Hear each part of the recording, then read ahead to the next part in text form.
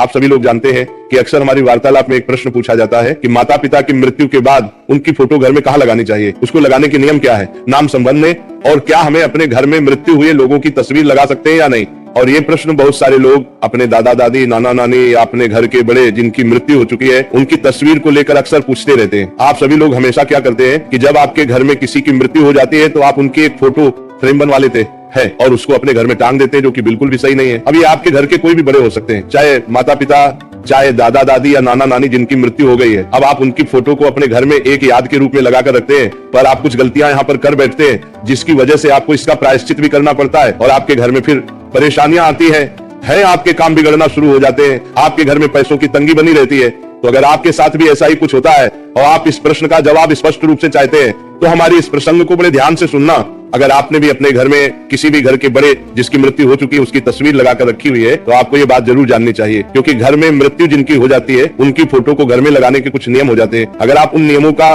पालन नहीं करते हैं तो फिर इससे आपके ऊपर परेशानी आना शुरू हो जाती है और यहीं से आपके पितृ आपसे नाराज हो जाते हैं और आपके ऊपर पितृ दोष भी लग जाता है। देखिए, जिनकी मृत्यु आपके घर में हो जाती है फिर वो आपके घर के पितृ बन जाते हैं, यानी कि पूर्वज बन जाते हैं। और अगर आप उनकी फोटो फ्रेम बनवाकर अपने घर में लगाते हो तो आपको इन बातों का आप ध्यान रखना है। सबसे पहले हम बात करते हैं कि आप अपने पितरों की तस्वीर को अपने घर में कहां पर नहीं लगा सकते। देखिए, बहुत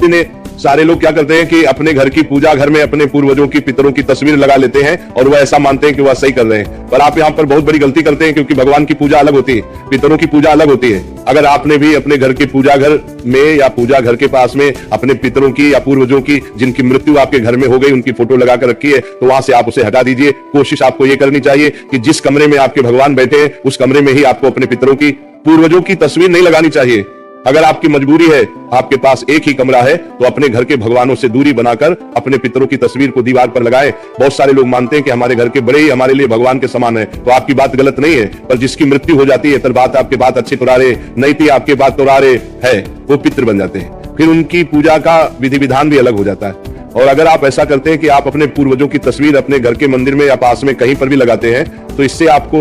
जो देवी देवता है, भगवान है, वो आपसे कभी भी प्रसन्न नहीं रहेंगे। इसके अलावा आपके घर में कुछ और भी ऐसी जगह है जहां पर आपको अपने घर के पूर्वजों की तस्वीर नहीं लगानी चाहिए। जैसे कि आपके घर में जहां पर आप सोते हैं, आपका कमरा है, वहां पर भी आपको अपने पितरों की तस्वीर नहीं लगानी चाहिए। जैसे कि आपको घर के पूर्व 3 तस्वीर नहीं लगानी चाहिए, आपको लोगों की अंदर भी तस्वीर लगानी चाहिए। इसके अलावा आपको कभी भी बाथरूम के पास में अपने घर के पूर्वजों की तस्वीर नहीं लगानी चाहिए। इसके बाद में आपको अपने पूर्वजों की तस्वीर को कभी भी रसोई घर में ना टांगना चाहिए और ना रखना चाहिए। इसके बाद में आपके घर में एक सीढ़ी के ऊपर की जगह होती है, एक नीचे की जगह होती है, तो कभी भी आपको अपने घर के पूर्वजों की तस्वीर को सीढ़ी के ना ऊपर और ना नीचे और ना सीढ़ी के आसपास रखना चाहिए। अगर आप लोग बताई गई जगह में से किसी भी एक जगह पर भी अपने घर के पूर्वजों की या जिनकी मृत्यु आपके घर में हो चुकी है उनकी तस्वीर को लगाकर रखें तो इससे आपके घर में परेशानियां आ रही होगी, ये आप खुद देख ही सकते हैं। अब अगर आप लोग अपनी परेशानियों से छुटकारा पाना चाहते हैं जो कि आपके घर में पितरों की गलत जगह पर फोटो लगाने से आ रही है, तो आपको सबसे पहले पितरों की दिशा के बारे में पता होना चाहिए कि हमें अपने घर के पूर्वजों की